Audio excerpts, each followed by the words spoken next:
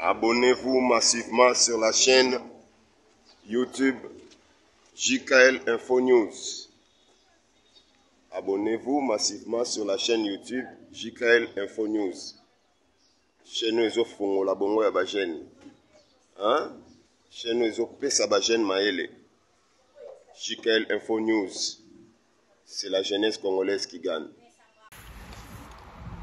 Pote mingi bande konangai oya bino JKL Info News ye moko lelo na ye nazalaki en plein chemin na okene musala mais na décidé na meka ko sala moi vidéo moko ya mukuse kaka mbangu pour na remercier le peuple congolais oyo ba telemi ba décider ba lobi soki ba soda ba kokate biso moko to kotele matobu parce qu'il faut que la superficie ya mabele la biso la superficie na bango na population na biso pe na ba condition physique na biso pe zo compter donc ko buka misusu penda faki to fa minduki alors erno sona mitunaka mais pourquoi batu wana bazoka faciliter kokota la sima bande kona biso ya baswahili pona bayaka bobo mais na vandaki na moni lolenge bande ko wana ya baswahili batelemi bazalaki na frontière ya Rwanda donc il va faire na position ya kokota. Alors na moni ke ezali réponse malamu na liloba oyo na landaki lisusu na ba émission oyo yemoko président ya mboka na lobaki na yokaki interprétation nango alobi ke bakomema guerre na Congo. Donc la kisi ke faut comprendre que à chaque fois qu'il y a la guerre, la plus un exemple. Tangu Kabila kotaki, excusez-moi. Tangu Kabila kotaki na ba Rwandais oyo ba edaki wana ya AFDEL wana. Ezalaki plus bazo avancer, plus ba terrain wana ezo kuma ya bango.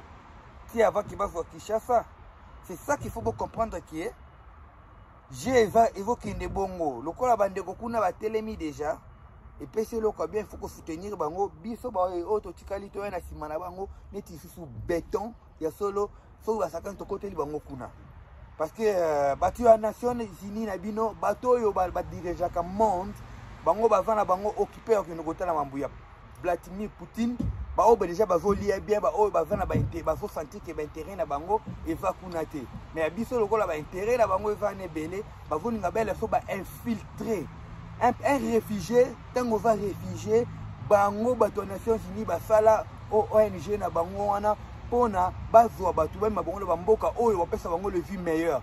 Moi je pense pas que muto akimi guerre na Rwanda ou bien muto akimi guerre na un pays arabe place ya yoko déposer et oza na kati ya Kinshasa na biso. Yo moni vidéo na fait na kande belé na bi na loba mingi na anglais na français te o za biso. Même bande ko nanga ya ba anglais ba abonné mususu le ba otala vidéo ba memuto mamuni azoloba. Wana itali bango te wana zoka ngai na bino face à face.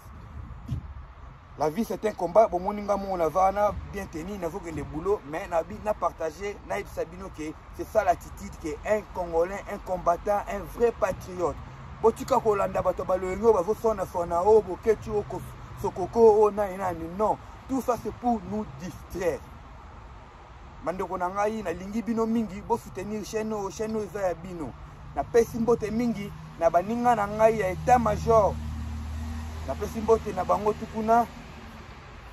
Et puis famille na ngai mami belle bimpe bakala mwana bandala solo koko ya Israël Lubula na pesi mbote na grand sœur na nga Dorcas na pesi mbote na vie na ngai Jimmy Kabangu na kati ya Paris na ngai na bosa na yo na baji jamoko zanga na makambo lisusu donc na pesi mbote contrôler base vie na nga Ig le vieux le sage na bengo toujours responsable oyebi tango landa vidéo oyo oyebi na peso pe mbote bele siko vali alors baninga nanga to bazulu baninga nanga oyo balinga nga na ba balinga nga te ba vie na ba famille na pesi mbote mais mingi ba ba sambela rapona nga na pesi bino mbote bele nga pe na sambela rapona bino na tonda mana option GT alors siko eza ngongo ke musala peuple congolais yo moko bibengi combattant soki omoni mutasi manduki wako kate alors so guerre comme civil ba ko kanga mutute so ba soda na biso ba koteli ba soda na bango ne koma boy agression mais soki bango ba na vitesse biso moko sko population to telemi bomona bato bazo tinda bango ba ko benda batu na bango wana ba luko bango comme so ba tinda bango nalingi bino mingi bo partager vidéo nanga bo sala ba commentaire bo elanga pe ba sujet o bolingi na lobela parce que ngana ningo leka leka pamba te pona lo babalo yenge masala nga Claude Bokeye na pesi lokeye na pesi mbote be esiko pozali Christian atemi na bomolo mbote belé masala nga Timi mbote belé. Alors à suivre tout le monde dans la prochaine vidéo. Ok, siko musale sili na présenté bino na nous manifestation ya ba congolais oyo bavandaka na Bukavu oyo bavandaka na frontière na Rwanda bomona réaction na bango basalaki bazaki na boule ya kokota pe bakende kopanza na kati s'il s'agit. Mais alors na otela bino nanu vidéo bomona réaction ya ba patriote na biso congolais on a remercier belé. Après ça bokolanda message nini o ngana zaki nango ya kobakisa etaki un vrai combattant JKL Info News le pion Nzambe.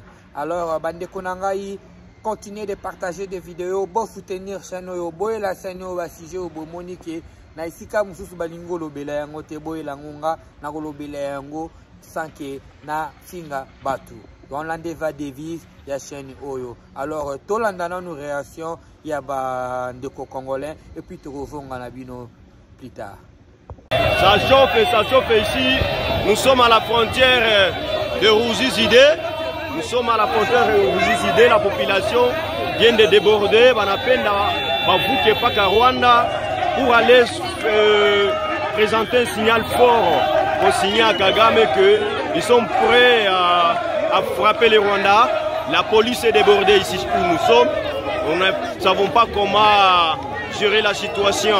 Ici, toute la population, avec des motards et autres, sont condensés, ils sont amassés ici pour vouloir traverser et aller au Rwanda.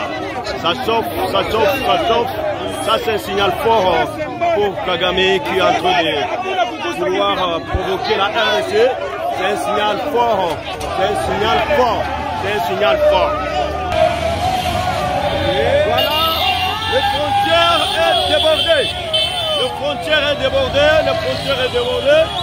La frontière est débordée. La frontière est débordée. Les voici, les voici, les voici, les voici dans la frontière.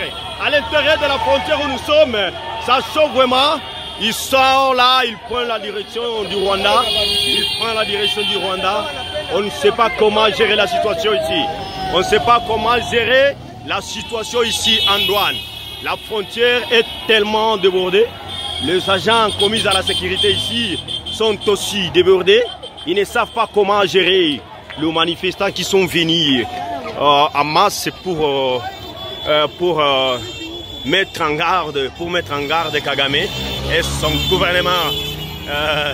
Ça chauffe vraiment, ça chauffe ici. Ça chauffe, ça chauffe, ça chauffe. Ça chauffe vraiment. Ça chauffe.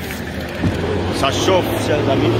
Voilà la police qui est là pour sécuriser les manifestants, mais pour moi ça marche pas, ça marche pas. Ils sont tous débordés. La police est débordée. On ne sait pas comment faire ici en douane. On ne sait pas comment faire vraiment.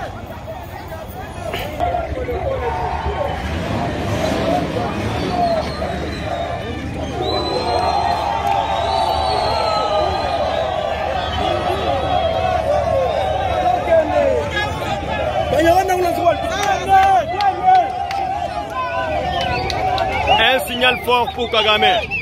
Un signal fort pour Kagame. La population de Bukavu sont tous dans la rue. Voici, nous sommes ici déjà, tout comme Bukilalo, il y a Rouzi-Zidé. Donc ici, nous... Bon, ça c'était JKL, émission spéciale Nalingala. Binomoko, Bomoni, Makamunini. Makamunyo Sonenge Leki, alors on est ensemble, continuez de partager mes vidéos. Je vous aime beaucoup, surtout ceux qui prient pour moi. Alors on se voit dans notre prochain numéro. Ciao, je vous aime, bye.